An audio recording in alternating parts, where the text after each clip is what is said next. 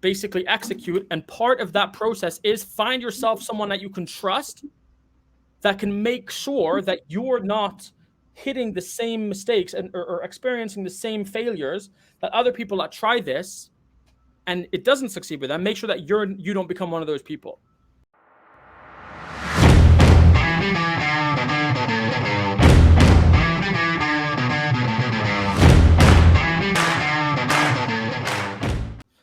Okay, ladies and gentlemen, we are here live right now. And so everybody watching this, everybody listening to this, welcome to the Real Marketer Podcast, where we're going to dissect a realtor's business, really get down into the meat and potatoes, figure out where the next opportunity is for the realtor that happens to be on the show, in this case, Matt. And once we uncover that opportunity, create a plan of attack to help in this case, Matt, go from where he's at right now to where he wants to be, leveraging the Inabox 3-part scale engine framework of brand automate scale. So first off, Matt, thank you so much for coming on to the show. Appreciate you having here. Appreciate you coming here. How's your day going? Thanks for inviting me. So far, so good. Awesome. So let's kind of start high level. Obviously, I kind of need to learn a little bit more about you, what your story is. Let's pretend we've never met. What would you tell me about yourself? Well, from a professional standpoint in regards to real estate, I would say that I've been in the industry for a little over 20 years. I spent 15 years of that in the mortgage business as both a broker and a brokerage owner, both residential and commercial. I got out of the business back in 2012. And was out of it for about 5-6 years. Had an inkling that I just wanted to get back into real estate, but still didn't feel like mortgages was where I wanted to be. So I got a real estate license and dabbled a little bit in that down when I was living in the Naples area, which I now live in St. Petersburg, Florida. And did a little bit of business, but nothing to write home about. And then I joined a commercial team selling mobile home parks and multifamily properties. And they were nationwide. They were based out of Arizona. And I was able to relocate. So when I relocated up here, I went with that. Unfortunately, it was just wasn't the right fit for me at the time, based on what my needs were, etc. So I left that. I actually took a job in a company that did mortgage due diligence work for investors, banks, hedge funds, etc. I want to jump in. I want to unpack. There's a couple of things going on right now, and I want to understand I want to kind of connect some of the dots here. So 20 years plus in the industry, 15 plus you said in mortgages, yeah? Correct. Okay, and you left that kind of industry. Was it a passion decision, like you're just not feeling it, or was it you're not where you want to be? What was the decision? It was a financial and I guess you could say a mental decision. It was back when 2005, the market kind of came to a halt down in the Southwest Florida area where I was. Yep. 2007, I actually opened up 2 brokerages, a commercial and a residential brokerage. And in 2008, the market fell apart in regards to mortgages. And I tried to withstand it, and it took everything I had. So unfortunately, at the end of 2011, I folded it all up and got out of the business altogether. It's impressive that you even made it to that point. But let me ask, so then you got back into real estate, or you just went straight from mortgages to actually being a realtor? No, I was out of the business for, I'd say, 6 years. Okay. I did get my real estate license, was working another job at the time, did finally leave that job, did the real estate full-time for a while, and then relocated up here to the St. Petersburg area, like I was saying before. Unfortunately, it wasn't working for me real good at that time. Wasn't, making enough to survive. So I took a job with a company as a valuations analyst for mortgage. They did a lot of due diligence work for investors, hedge funds, banks, etc. So did that for a while. Realized that I wanted to get out of that. I didn't want to work for somebody else and be micromanaged all my life, and decided to get back into real estate. Had my own property or an inherited property that I needed to sell, and that's kind of how I kicked it off. Unfortunately, I have been working part-time, since that point, so I've never really was able to delve into this full-time. It's nice that I've had a few transactions here and there that kind of keep me going, but I decided that 2023 was going to be my year to take it to the level of, getting out of working part-time elsewhere and getting this full-time and making a rest of my life career out of it. Gotcha. Okay, so the obvious thing there, everything up till now leading to this point is essentially the journey for you to becoming a full-time realtor. And that's kind of what I'm assuming we're going to be going for over the course of this call. I'm assuming that the goal is you need to have the path in front of you to being a full-time agent. And that's never really been an opportunity. So right now, let's say, like, have you given up your part-time job, or that's the goal, or you will, or like what's happening there? I've cut back hours. My goal is at the end of, my goal is the end of January. And I would say I'd like to be done with it by then. So. Okay, so you want to be full-time realtor by the end of January? Well, I would say I'm full-time now, but I want to be only this, I guess you would say. Gotcha. Right, so zero other job. Okay, I got you. Okay, so you said you're in St. Petersburg? Correct. What is the average house price in St. Petersburg? I would say it's more about 500,000. You have stuff that drops below, down to the threes, but it's typically not in very good shape, or it's very old, etc. Mm-hmm. And I actually live in what's called Madeira Beach. It's a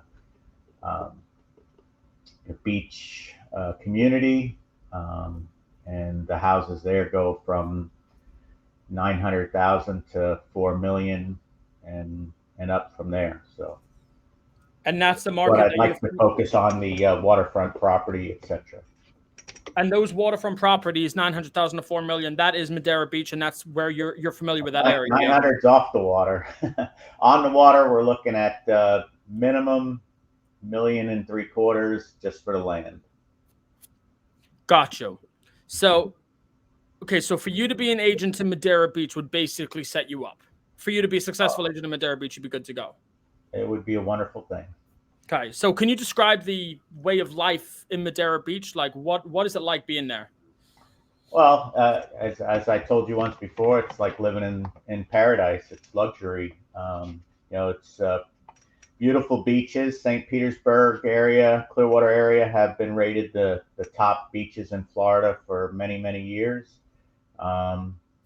They're, big tourist places, have a lot of everything from, again, 1950s houses that are, on the water that when someone buys them, they're tear downs, to, multi-level 4-story, mansions, to a lot of condos on the beach, a lot of what we call condotels, which are condos that are owned by individuals, but the units are run like a hotel. So those are really good investment properties in many cases. So it's a beautiful community. We have sunshine, we have white beaches, we have good entertainment, good restaurants. Everything is it's a fantastic place to be. It's great boating, which I do a lot of, or I try to do a lot of, and that's where my passion is. Yeah. Okay. So it really does sound like, I think the word that you used was paradise. That sounds exactly what it is. Yeah. Come on down. Okay. So you also mentioned that it's a big tourist area. Well, there's during the winter times in Florida, just about anywhere in the state, even in the northern part, we get a big influx of northerners, whether it's northeasterners, northwesterners, Canadians, etc. So you get a lot of people that own second homes, and again, a lot of people that own investment properties that they might come here and use a couple of months out of the year, and then they either leave them vacant or they rent them, the other time. So. And so, just so I understand the distribution of like how the homes are actually owned, would you say that most of the homes are owned as investment properties or second homes, let's say for snowbirds, or like full-time properties? What is the distribution like? Well, I mean, in this area here, Pinellas County, I would definitely say it's a much higher percentage of owner users, full-time residents. But there is definitely, again, on the beach, you have definitely more of an influx of, especially condo areas, condo buildings. They could be in any condo. It could be anywhere from 50 to 70% second home investor. Okay, can you describe the industry of these condo hotels? Like, is it there? Well, there's a couple of things. Is it that there's a developer who builds these properties and then has somebody, let's say, under contract or on payroll to manage the actual sale of them? Or is it that just like any short-term investment, there's a bunch of buildings all the time and then you kind of go, like, how does it all work? Well, think of it as a good example is many of them are probably 4 to 8 story buildings. They have anywhere from let's say 20 units up to 150 units in the buildings. Let's say you as a person came down here and you decided, I'd love to own a place down here, but I'm only going to get here a couple of times a year. But I want to be able to, make a living. I want to be able to enjoy it when I can, but, rent it out and make some money while I'm not there. So the way it works is these buildings are set up as you own it. So you buy it, you own a unit just like you would in any condominium. However, there are management companies that are in there that they take care of everything from the booking to the cleaning to the maintenance to everything else. So it's run like a resort or a hotel, to where they have everything from nightly to weekly rental, and that just keeps turning over. So there are some good ones that make a lot of profit, and others that aren't run as well. But there's a lot of that in this area, not only here, but in the central state, Orlando, etc. So So do you have partner? I'm assuming that a good property manager would be quite important to have in order to remain not only successful owning one of these properties, but also to not only successful financially speaking, but also successfully in that you don't have to worry so much about it. I'm assuming a property manager is like the end all to be all with this. Well, it's the way that the properties are set up. They have, just like anything in a homeowners association, you have rules and regulations. These are set up that the resort or the hotel, the condotel management company runs everything. So there are restrictions as to how many days you as an owner can actually stay or live there. So think of it as it's almost like a mixture of a timeshare to a partial ownership, but you do own the unit in whole yourself. You just don't manage it. Now, there are some others that allow you to self-manage, do Airbnb, but those aren't as common. Right. So that's basically taken care of then, you're saying. So I wouldn't like for you to come in and say, I have a great property manager. Usually that's not really a massive value add because it's kind of already taken care of. Is that sort of what you're suggesting? Correct. Okay, so that kind of takes another step away. So is it like a guaranteed income source where you have a good place on the water, like you're going to be busy most of the time? Is that kind of how it is? Well, again, there's no guarantees. You do run into, everything from, the economy to hurricanes to who knows what else. So, nothing is guaranteed. As long as I would say, tourists are able to come here. Even in down economies, people still come to Florida. It's one of the most sought after places. And, when it's cold up north, like it is now, People want to come down here when it's 70 degrees and sunshine and, enjoy life. So as long as that's available, as long as the weather is good, as long as the, availability is good, there's always going to be people coming. Right. Okay. And then normally in terms of the income that one can expect from a property like this, and then how it compares with, let's say, a mortgage on a property like this. Obviously, it's going to be different on a case-by-case basis, but being that it is more short-term, I'd anticipate that the biggest expense that might get in the way of you at least breaking even or possibly making a profit is the cost that it would require to manage and maintain a property for these short-term investments. But like you mentioned, that's sort of taken care of. So would you usually anticipate to at least break even on your investment between the mortgage and being able to rent it out short term? If the property is managed properly, I would say, yeah, you're definitely gonna, at a minimum, break even, and you should make a profit, year in and year out with them. And then obviously, the end profit will be greater as these properties, continue to increase in value. So you mentioned if it's managed properly. Right. So hey, there are some that, and again, that's where a person like me comes in. You got to know the property. You got to know its history. You got to know what the community has been maintained properly, etc. So there are some that if they're not run properly, if they're run where it's a good old boy network, meaning I'm going to make sure that this guy's units rented 100%, but the other guy will only get it when it's overflow. That's a problem. Now, again, that's typically not the case, but you always have to look out for those things. And like you mentioned, these places are typically managed by the actual condo, and so there's buildings that you'd say, let's stay away from that one, but there's buildings that is much, obviously nothing's guaranteed, but more guaranteed than another, right? Yeah, I mean, some of these are even managed by companies like Hilton. So again, it depends on the actual property.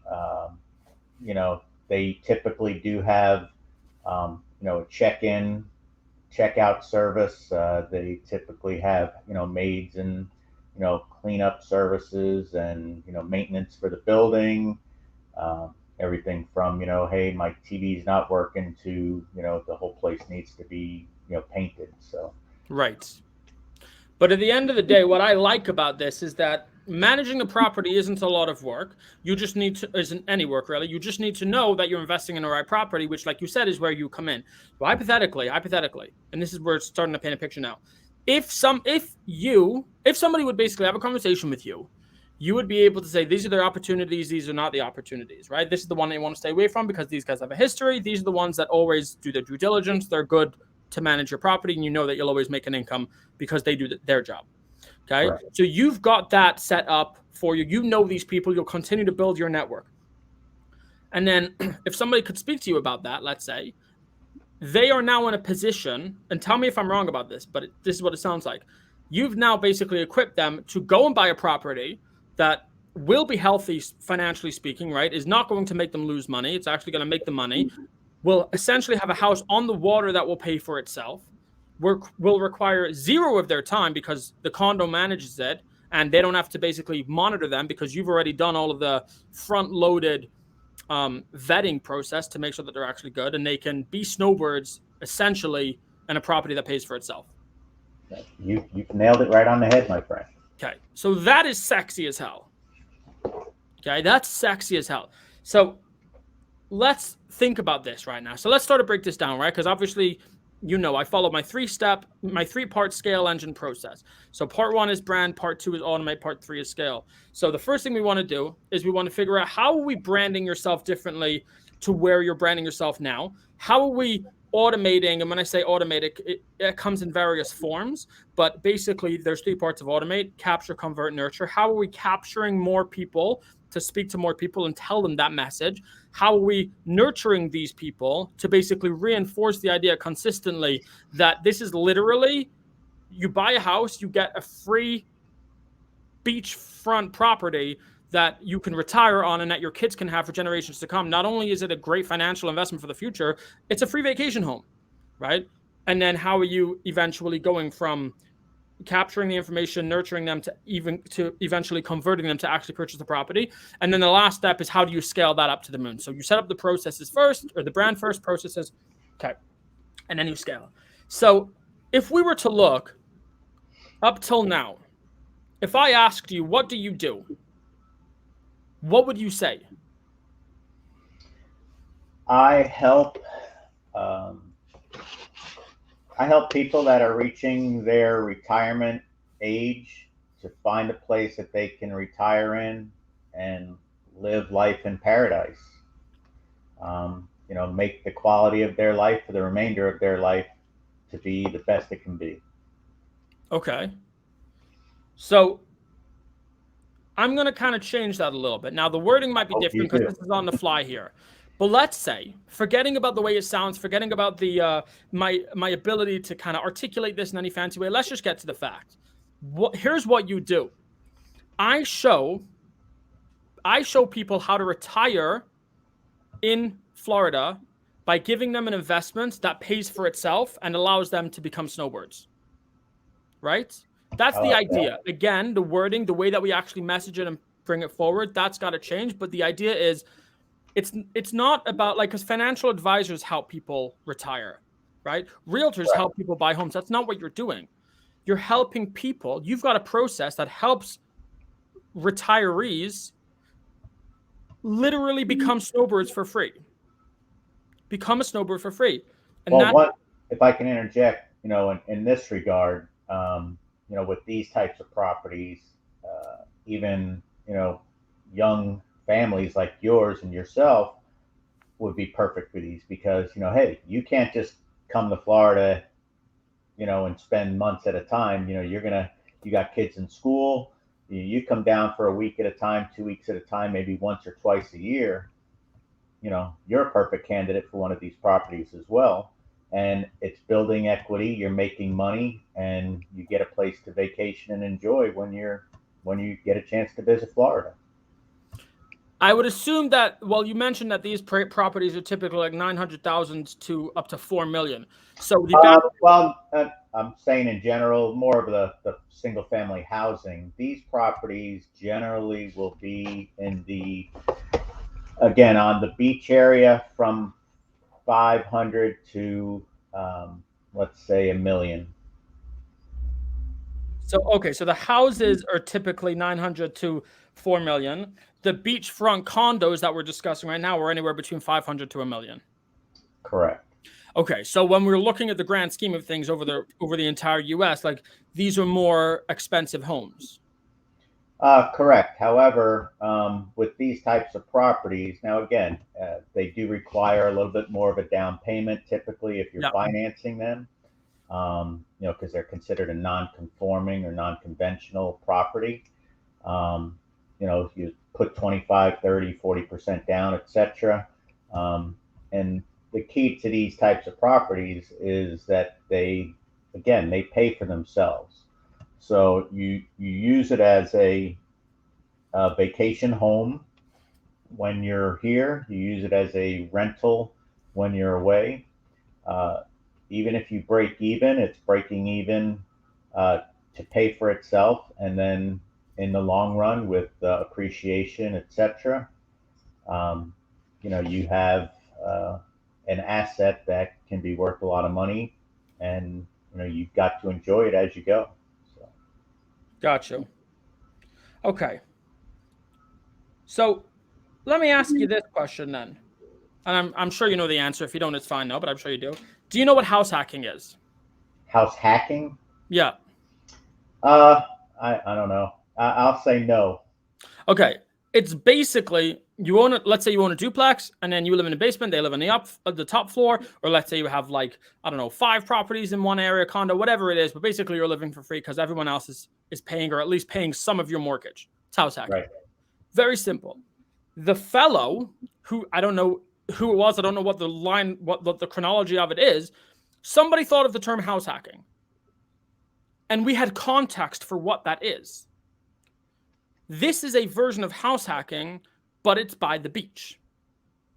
So it's almost like again, I can describe it to you, but to give it a proprietary name gives people context for it's not too good to be true. It's house hacking. So again, if I said to you, do you know that if you purchase a duplex, you can actually live in that duplex entirely free? And they go, no, what's the catch? You go, no, it's a thing. It's house hacking. And they go, oh, interesting. I gave you no more information. All I did is I put a label on it. And now in your head, you're like, oh, okay, context, right? I gave you a label and it makes sense. Mm-hmm. Now, the initial thing that I'm thinking is if we could give a label to what's actually happening here, we can say the same message that you can buy your vacation home entirely free. You get it for free. It's a little bit difficult to get into. You need a bigger down payment. The qualification process is more intense.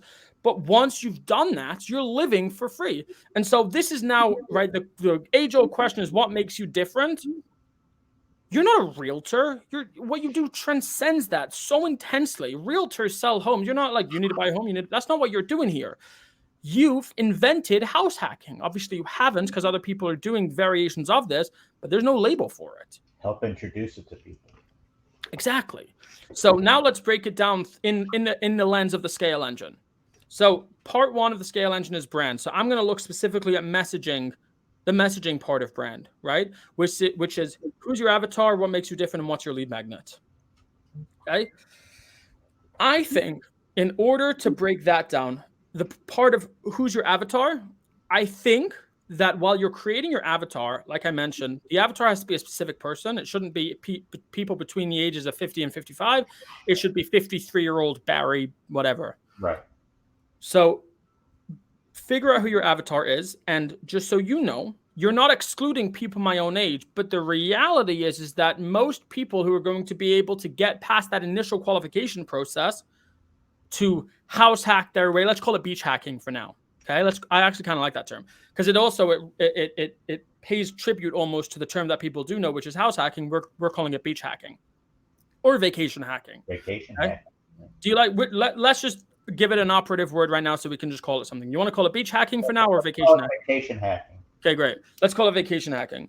So, typically speaking, the people who have the capacity to actually quote unquote vacation hack are about 53 years old. So even though folks like myself might be able to, typically speaking, they're not my age. They're more 53. So your avatar is now 53-year-old X, Y, and Z person who does this for a living, and break that down. Okay. What makes you different? Well, first off, you live in this area. You sell paradise, as you mentioned, right? What makes you different? How does that go into your branding? What does your messaging look like? You don't sell homes, you sell paradise, right? Right. I don't sell homes, I sell paradise. And so that's a really big step as well. You own one of these properties yourself. So you're living the dream. Okay. And again, when it comes to branding, I don't really care if I mean, personally speaking, I care, but for the sake of your own growth, I don't really care if you're not quote unquote living the dream. If you have a dream to sell, then to some capacity, at least you're living the dream. You live in Florida. It's not disingenuous to showcase the dream and the paradise that Florida is. Again, you don't have to say I've done exactly this step by step because maybe you're working towards it. I don't know if you've currently done that. I don't know if you're trying to. It's irrelevant. The point is there's a dream that is to be sold, which is Florida, which is paradise. That's what you're selling. And that permeates through your entire messaging. So we've got avatar. We've got what makes you different. And now let's look at the last one is your lead magnet. Your lead magnet, for example, is Matt's 3-step process to vacation hacking, right? Okay. Intro. What is vacation hacking? Step 1, qualify. Qualification is really hard because of and so if you don't find that this is the position that you're in, it may be really hard for you. But if you make X amount of dollars and you have this amount of equity and blah blah blah blah blah, you might qualify for this. Step 2, whatever step 2 is, and then step 3 is basically execute. And part of that process is find yourself someone that you can trust that can make sure that you're not hitting the same mistakes or experiencing the same failures that other people that try this and it doesn't succeed with them. Make sure that you don't become one of those people. And you, Matt, are the person that makes that happen. You said it yourself, right? There are some condos that can make this happen and some condos that don't. But Correct. a lot of these people, let's say they're snowbirds. They live out of town. They don't know which condos they can and can't trust. And to be honest, nobody really tells them. If they want to buy one of these properties, the only thing right now that they can do is they go into Google, they type in an area, they type beachfront living in Miami. Maybe they'll come across Madeira Beach, maybe not. And if they do, they then type in realtors in Madeira Beach. They give some guy a call and say, hey, can I see some homes? And they go, yeah, sure. What are you looking for? And then they start the conversation from there. You're not. You're starting a conversation by reaching out to people by saying, what is vacation hacking? This is what it means. This is what it looks like. You've introduced them to the idea before they've ever gone on Google. And so you started that conversation earlier. You get to navigate that conversation however you want. That make sense? Yeah. At this point in time, how does this sound? Well, this is why you and I are getting together. We're going to do this together. Okay, perfect. Sounds great. Sounds great. Makes a lot of sense. So now we've created this quote unquote guide showing, let's call him Barry, how to actually vacation hack, quote unquote. By the way, guys, if anybody's watching this, and I know there's a couple of comments in here, let me know as we go on, because I'm reading every comment that's being made. So as we go on, let me know what you guys think, if there's any insights that you kind of resonate particularly with. But anyway, let's get on to the next step, which is the automate stage. So there's capture, convert, nurture. So I'm going to specifically look at, which one should we focus on first? Let's look at, well, let's actually break each of them down. Let's start with nurture. The long-term follow-up. So we're going to get into a moment how you actually gather their information. But let's just say that you've got their information somehow, some way, and we'll talk about that in just a moment. How do you continue to stay in touch with them long-term? So I believe, honestly, I think that the opportunity here for you is you can actually set up one-time a long-term follow-up, meaning a lot of people have newsletters that they send out, and I think newsletters are very, very good, very good. But I think the opportunity here is if there is a process that you are following every single time, there's no reason that you can't write out a, I don't know, 52 email sequence and just work on 3 emails at a time. And as long as you basically just don't let that date catch up, like you can write 3 emails today and that'll last for the next 3 weeks. And then in a week from now, you write the next 3 emails and you just keep on building on this. But essentially, here's what it might look like. So you've broken your vacation hacking guide down into 3 steps, right? Let's say qualify. Let's even say, let's change the steps to this. Let's change the steps to explore, meaning what are your goals? Qualify, how much do you qualify for? And then let's say it's execute, or let's say paradise living is step 3, where you actually make it happen. So step 1 is what are your goals? Step 2 is qualify. Step 3 is paradise. So you break each email down into one of those 3 categories. So let's say you're writing 3 emails at a time. Your first one is all about questions to ask during the explorational process, right? Your second email is how to know if you qualify. Your third email is what does paradise living actually look like? And you basically just write different emails about each of those steps. By the time you've written, let's say even 12 or 24 or 26 emails written out, you can now follow up with the people for a year. You've done it once, and now that's automatic. Automatically, you're following up with them.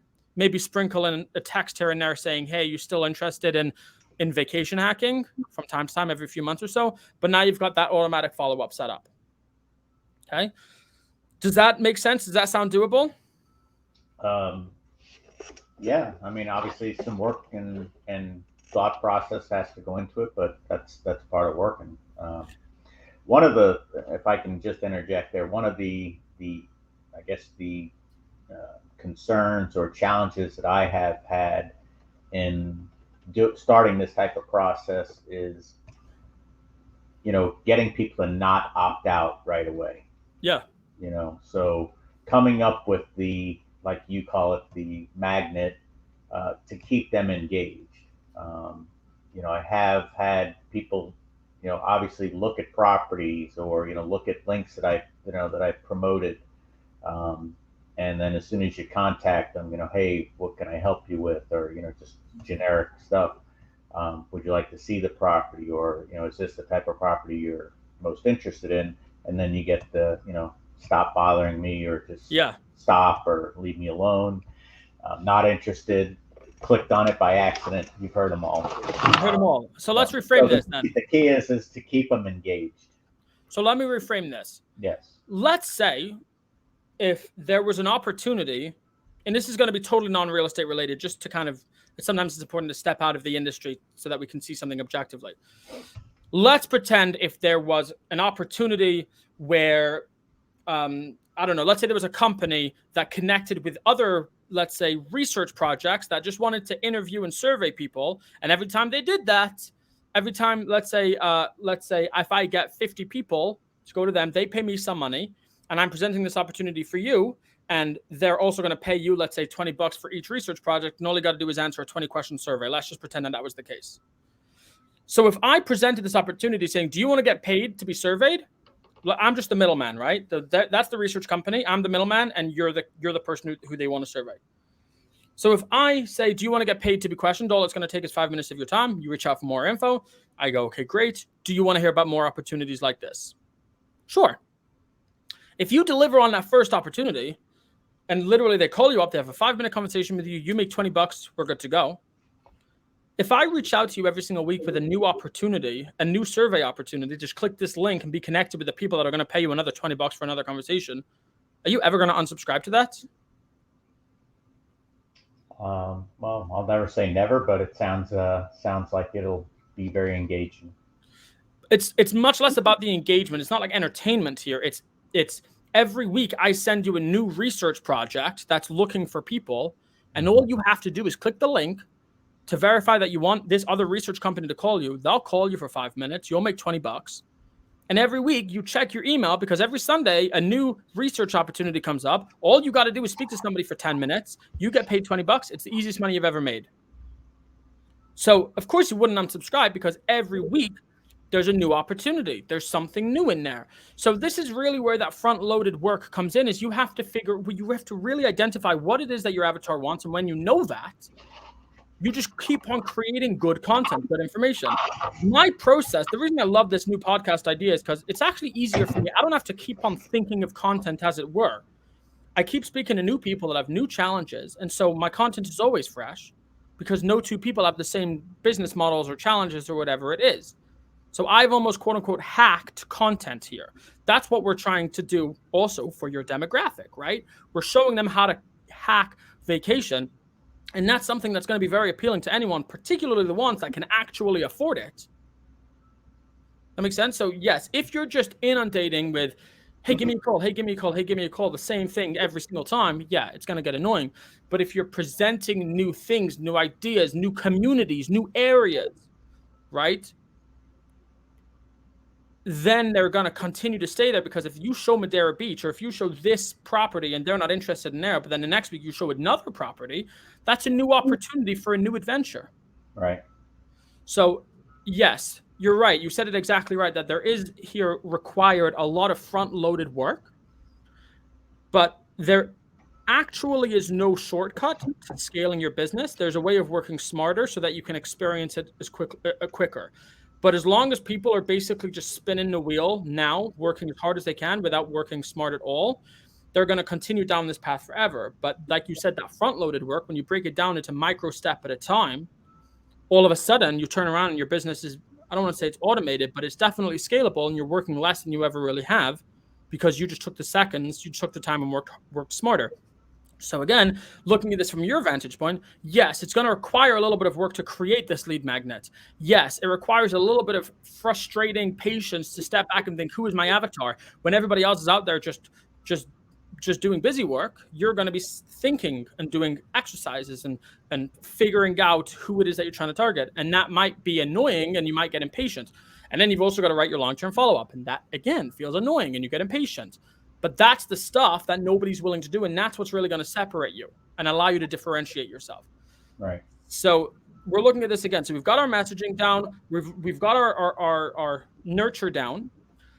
I'm going to briefly mention something, but I don't want to kind of address it too much, because I feel like if I went into this, it would overwhelm you. But I think that for you, a YouTube video would also be really good. A YouTube channel would also be really good. We can have that conversation another time, but that's just kind of a side point. Anyway, so how do you actually convert these leads once they're there? Literally, at the end of each email, have like a preset footer that says, if you want to get your free vacation hacking 1-hour strategy session, book a time below, have a link to your calendar. And then that basically will convert these leads to actually book a call with you. Okay. Nice, simple. In terms of how to capture these leads, you tell me. Barry is your avatar, let's just say. Where is Barry from? Is Barry from Madeira Beach? Where's he from? Typically, no, they're not going to be from this area. So again, if we're speaking on, like we've been speaking about the vacation hack, these people are going to be generally from other states or other parts of this state. Obviously you have some what they call staycationers, but a lot of times you'll have people, like I said, anywhere from Canadians to Europeans to New Yorkers, Chicagoans, etc. Which is, as a side point, this is why I really like the idea of a YouTube channel, because I think what a YouTube channel allows you to do is, like with Facebook, for example, you'd have to pay for these leads, and there's nothing wrong with that per se. But with YouTube, it might take a little bit of front-loaded time. But if you're showcasing Florida, like I'm telling you firsthand, I live in Canada. We look at videos in Florida and we're like, oh man, that looks awesome. You could just create those videos. And not only that, every video that starts, for example, you say, hey, this is Matt. I'm a local realtor here in Madeira Beach. And I am the founder of the 3-part vacation hacking guide. And if you want to learn how you can, I don't know, live in one of these properties absolutely free, click the link below and book a time to talk. But for now, let's get into the video. And then you have your little intro, and then you showcase your new property for that video. That's a long-term plan. I think for now, to get in front of the people who live in these colder places in Canada, in New York, in Chicago, all of these places that you're mentioning, I think if you create your lead magnet and then run a Facebook ad saying, download this lead magnet, that would also work really well. I think if money's tight, probably YouTube is the best way to go for now, because it will really, really, really start to scale. I mean, you can also run webinars to that, like I've said in the last episode, and then have your lender pay for that ad spend. But there are so many ways of getting in front of people. I think that that's the easy part. I think we'll have that conversation another time. Yeah. But I think the biggest thing for you is the messaging. The most important thing for you, the biggest takeaway is that messaging is, who is Matt? What makes you different? Who are you targeting? And what lead magnet do you have? And so you are targeting fellows like Barry who live in these other places, who just want to be warm. They want to live in paradise, right? And there's so many misconceptions around that. But luckily for them, you've created this new concept called vacation hacking. It's basically like house hacking, but instead of living in a small duplex in the middle of the city, you're living in this fantastic, wonderful beachfront property, and you can go there whenever you want, and it's absolutely free. Don't believe me? Click the link below and learn how it works. Right. That is how I would approach your business from now. And then what you do, it transcends so much more than just I sell houses. It's just such a more robust service and such a more robust offering. And honestly, no agents in your market will be able to compete with that, because all they do is sell houses. But what do, Matt? You sell paradise. I sell paradise. Come on down. How do you feel about all of this? I love it. Good advice, good information. Just like anything else, if you don't do nothing with it, nothing will ever happen. So now it's you and me to get together and put all this, without using your terminology, put it in a box and make it work. There we go. Good man. Okay, so Matt, I'm looking forward to seeing your progress, seeing all of the successes that you're going to have. And one day I hope that vacation hacking is a mainstream word, that just like house hacking, it sounds too good to be true, but everybody just knows, oh yeah, you're vacation hacking. That's awesome. Didn't Matt invent that? That's going to be you. So I appreciate you coming onto the show. I appreciate you right after this podcast, taking action and starting to scale your business. And I'm looking forward to seeing your success in the future. Well, thanks for having me on today, Oliver. Appreciate it.